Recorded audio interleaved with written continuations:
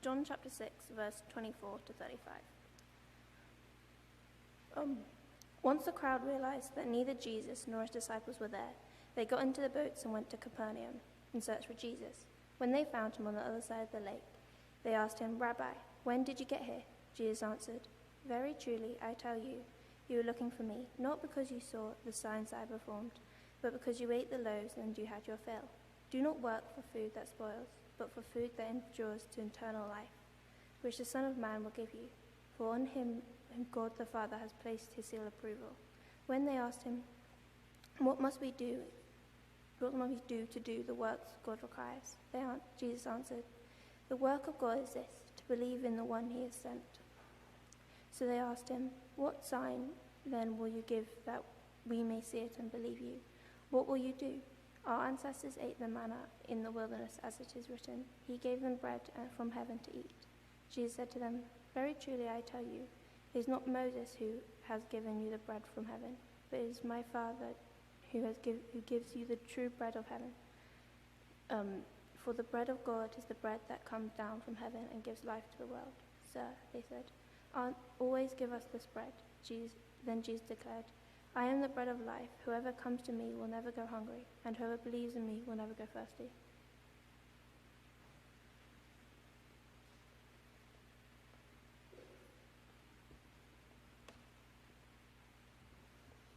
Thanks, Sarah and Gigi. Thank you so much. My name's Ian Taylor. I'm assistant pastor at a church just down the road called Emmanuel Westbury. I had to think about that for a moment. Emmanuel Westbury. It's very nice to be with you this morning. Now, a year ago, Forbes magazine did a survey, and they asked just one question in the survey. If you could say in one word what you would want more of in life, what would it be?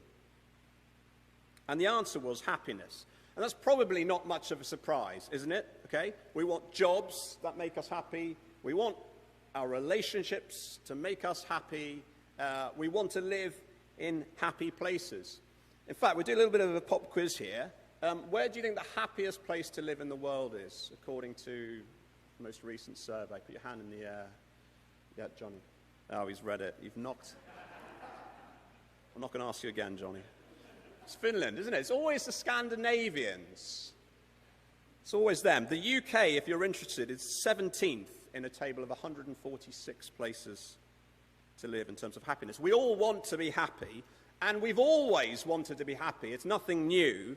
So it was written into the American Declaration of Independence almost 250 years ago. We know the lines, what they wanted and what they believed to be kind of built into mankind is life, liberty, and the pursuit of happiness. Now, of course, happiness can mean all kinds of things, and today I'm not talking about happiness in the sense of party poppers and high fives, okay? So let's just be clear. By happiness, I'm talking about a kind of deep-seated joy and satisfaction. And studies have shown that as time has gone on, in one sense, we're becoming happier, okay? And that's because we can measure happiness by looking at things like life expectancy and wealth and education. So what about life expectancy? Well, 60 years ago in the UK, the average life expectancy was 70. And in 2020, it is 80. So we're living longer. What about wealth? Well, 250 years ago, according to the stats, 85% of the world's population lived in extreme poverty, and today it's just 10%. What about education? Well, 100 years ago, people in the UK received an average of 4 years of formal education, and in 2016, it was almost 13. So when it comes to happiness, according to those metrics, the trend is upwards, okay? The trend is upwards, and we can't really deny that. But there is another story to tell, isn't there? A story where pandemics just pop up into history. A story where peace in Europe is kind of teetering on the edge, and it could go either way. The author, G.K. Chesterton, I think he kind of summarizes it quite well. He summarizes it like this. He says, I feel that life itself is as bright as a diamond, but as brittle as a window pane. We're happier than ever. Yeah, life is bright, but it's also really brittle. And in fact, it's not actually just brittle. The point is, it's snapping all over the place. Because what if wealth and health and education aren't the best ways of measuring happiness? What if they actually give a misleading picture? Now, maybe you've heard the term affluenza. Affluenza. That was coined by a British psychologist called Oliver James to describe this well-identified trend, which is this: the better off we become, the less satisfied we become. And that's particularly in the English-speaking world. And listen to this assessment from the Lancet, which is a medical journal, and it's hot off the press, October 2021. Even before you factor in COVID, okay? Even before you factor in COVID, the author of the article stated, mental disorders were leading causes of the global health-related burden, with depressive and anxiety disorders being leading contributors to this burden. Well, that's all out there. What about Bristol? Well, there was a recent report, 2020-2021, commissioned for Bristol City Council, and it found that hospitalisation rates for children with mental conditions are in Bristol above average. And here's the thing, this isn't just about kind of clinical conditions. Affluenza affects us all. So the Irish writer Michael Foley, he puts it like this. He says, look, who in the Western world hasn't been deranged by a toxic cocktail of dissatisfaction, restlessness, desire, and resentment? Who hasn't yearned to be younger, richer, more talented, more respected, more celebrated, more sexually attractive? In different ways, we're all playing a game of hide and seek with happiness. We want it, but it is difficult to find. Now, some people might say, okay, well, the reason we're not happier is because we're looking for it in the wrong places. So we should reject consumerism, yeah? Have less stuff, and that'll make us happier. And as I was preparing for this talk, I came across this book. The title is just so good. It's called The 100-Thing Challenge. Written a few years ago, The 100-Thing Challenge, How I Got Rid of Almost Everything, and this is the key bit, remade my life and regained my soul. Now, that's obviously an extreme example, okay? But you get the point. And there is some good in it, isn't there? There is some good in not just being obsessed with stuff. But when you get all Mary Kondo on things, right, and throw away everything that doesn't bring you joy, well, it's a little bit pretentious, but also it's still all about stuff. It's just about having less stuff. Okay, someone will go, okay, the way to be happy is, it's not about stuff, whether it's a lot of stuff or little stuff, it's about experiences. Experiences make us happy. And if you've watched any telly over the past few weeks, you may have seen there's an advert with Ewan McGregor in it for Expedia, which is a travel agency. And look, here's the script. He says, I'm not going to do the accent, he says, stuff. We really love stuff. And there's some great stuff out there. But do you think any of us will look back on our lives and regret the things we didn't buy, dramatic pause, music swells, or the places we didn't go? Now, I'm a bit cynical because it's an advert trying to sell us stuff, okay? But it's a good advert.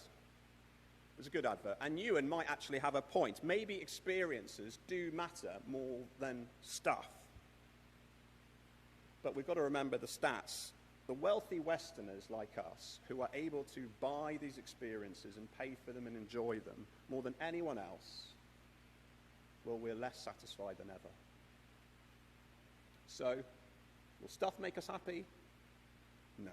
Will experiences make us happy? Maybe, probably not. What about relationships? Maybe relationships are the key to kind of lasting happiness. The French writer Victor Hugo, he put it like this. He said, life's greatest happiness is to be convinced you're loved. And he's on to something, isn't he? Whether it's a partner or a friend or a parent, relationships they're pretty special. And they're probably better than stuff and experiences when it comes to making us happy. I think probably most people would accept that. But the thing is, even here where there's most traction as to what makes you happy, relationships, it's not all rainbows and candy floss, is it? Because relationships can come to an end in all kinds of sad ways. So on Friday, it was the death of the Foo Fighters drummer, wasn't it? Taylor Hawkins. Leaving behind him a wife and 3 children under the age of 16. If you pour all your happiness into relationships, what happens if someone dies or walks out? Or maybe just more realistically for most of us, what happens if the people in your life are just a bit of a disappointment, not quite what you want them to be? And I know probably my family could say that about me. So where do we find happiness that lasts? Where do we find happiness that isn't tied to circumstances? Where do we find satisfaction that can kind of like ride the waves that life brings? Is it even possible? Or do we kind of just go, no, it'll never come? Well, Christians across the centuries and across all the different cultures around say, yes, it is. Not in the kind of high fives and party popper sense of happiness, but this deep joy, this kind of satisfaction that sticks around, even during the ups and the downs. And chapter 6 of John's Gospel, which Sarah read to us earlier, it shows us an answer. Now, John's Gospel is a kind of eyewitness account of Jesus' life, written about AD 70. And you might be thinking, what on earth is a document that old got to tell me about well-being in Bristol? But the first thing I just want to show you this morning is that the crowd in this passage, they're really like us. Like us, they are searching for happiness and satisfaction. You see, just before the events that we had read for us, Jesus, he's been with this crowd, okay? And he'd fed more than 5,000 of them with some loaves and some fish. I mean, it was a total miracle, okay? Total miracle. And I'm not going to deal with the issue of miracles now. If you want to ask me about them, we can touch on that in question and answer session. But the point is this. By the end of the meal, the crowd, and it's a big crowd, they're totally stuffed. Now, in our house, there's a relatively simple equation, and it goes like this. Hungry is angry, and full is happy. Okay? And it's the same in this story. Jesus gives the crowd a free meal, so they're happy, not hungry. But fast forward 24 hours, we're now in the passage we had read. Jesus has moved on, and now the crowd is hungry and not happy. So they go looking for Jesus and for food. And when they eventually find Jesus, Jesus says, "Oh, I see what's going on here. You want me to feed you again, don't you?" And then he goes on to say something quite strange. Verse 27, if you can just have a look at on your service sheets. Verse 27, he says, "Do not work for food that spoils, but for food that endures to eternal life, which the Son of Man," that's Jesus, that's how he refers to himself, "will give you." Now, what's going on here? Well, this is Jesus' basic point, okay? He's, look, stop coming to me for bread and fish that has a sell-by date. Because I can offer you something much, much better. I can offer you food that will last forever. You see, the crowd, like us, they're living for the here and now. They get another meal, that's them sorted. If they just get one more meal, then they'll be happy. And that is us. If I get my work-life balance sorted, then I'll be happy. If I settle down, then I'll be happy. Now, there's nothing wrong with caring about these things, okay? But here's Jesus' point. The happiness you get from them, all of them, it has a sell-by date. It won't last. So listen to these words from the tennis player Andre Agassi. You maybe have to be of a certain generation to remember him. He's describing what it was like to get to number one in the world rankings. In his autobiography, he says, "I spent many hours roaming the streets of Palermo, drinking strong black coffee, wondering what the hell is wrong with me. I did it. I'm the number one tennis player on earth, and yet I feel empty. If being number one feels empty and unsatisfying, what is the point? Why not just retire?" And Ash Barty's recently retired, hasn't she? She's not doing it for her anymore. Well, Jesus says, I'm offering you something different, which comes with no sell-by date, and which will never leave you feeling hungry or empty. Well, okay, you say that. I mean, that sounds good, obviously, but what is Jesus actually talking about? And the crowd was a bit like that as well. They're kind of scratching their heads going, okay. And after a while, they basically, they don't really know what's going on. So they basically say to Jesus, okay, Jesus, look, whatever it is you're looking for, please can we just have some of it? And so Jesus says, verse 35, you can see that at the bottom of the reading on your sheet. Jesus declared, I am the bread of life. Whoever comes to me will never go hungry, and whoever believes in me will never be thirsty. Now, this isn't a literal promise. This isn't a promise of a kind of a never-ending, eternal, all-you-can-eat, although some of us might quite like that. Jesus is saying something quite astounding. He's saying all your deepest desires, all the restlessness you have, can be satisfied. Not just for a bit, but forever. He is offering satisfaction with no sell-by date. Food that doesn't spoil. Now, last year I read this book. I may have mentioned it here before. It's just such a fun book. It's called Londoners. And it's just hundreds of interviews with people who've lived in London about, in fact, the subtitle is, As Told by Those Who Love It, Hate It, Live It, Left It, and Long for It. Yeah, that's quite good, isn't it? And here's what one of the contributors wrote about life in London. He says, in London, you'll never fill up. You can't ever have enough sex. You can't ever eat enough. You can't ever be excited enough. It satisfies you for a bit, and then you have to start over again. I'm stuck in this cycle. We're all stuck in it. I wonder where you are stuck in the cycle. The area of your life where you've been searching again and again for happiness. And maybe you're not finding it, and it's causing real, significant, acute pain. Or maybe it's just a low-level disappointment, a kind of dull throb that life isn't what you hoped it would be.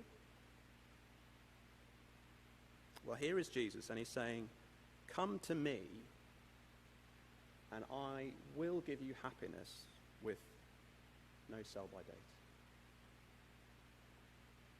You see, if you tie your satisfaction to your house, or your boyfriend, or your sporting success, well, as long as you get those things, you might be happy.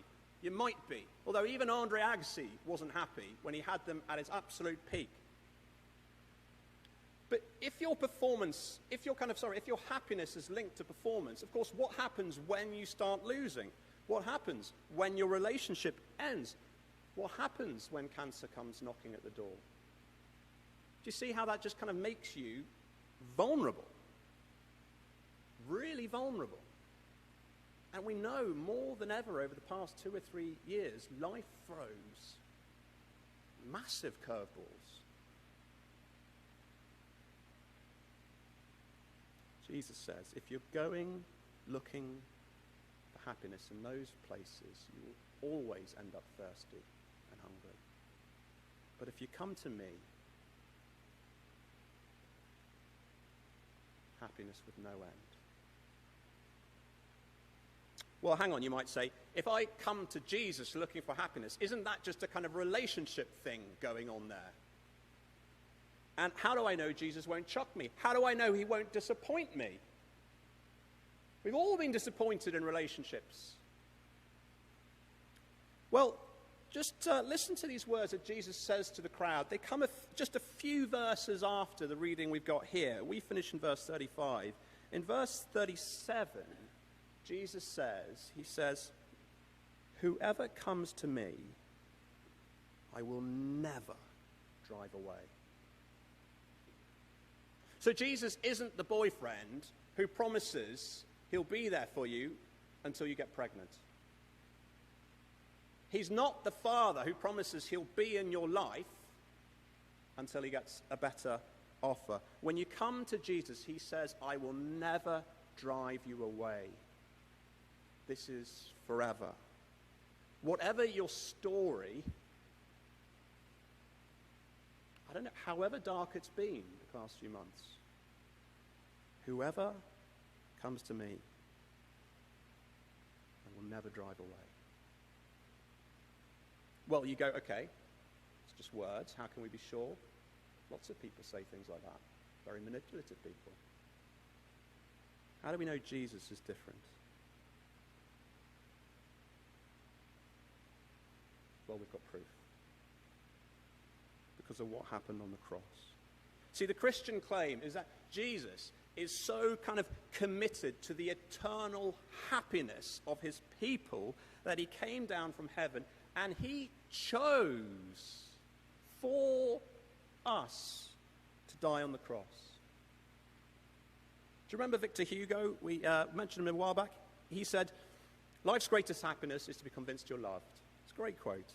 But how about this? The God of the universe was willing, quite literally, to love you to death. Bring you into a relationship with God where there is eternal happiness, where you're eternally safe and secure. Break the cycle. Fill up the emptiness. Give you a happiness with no sell-by date.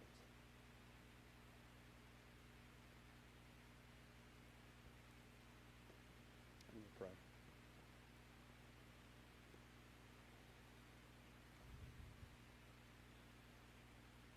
Whoever comes to me will never go hungry. Whoever believes in me will never be thirsty. Father, we thank you. You don't want us to be hungry. You don't want us to be thirsty.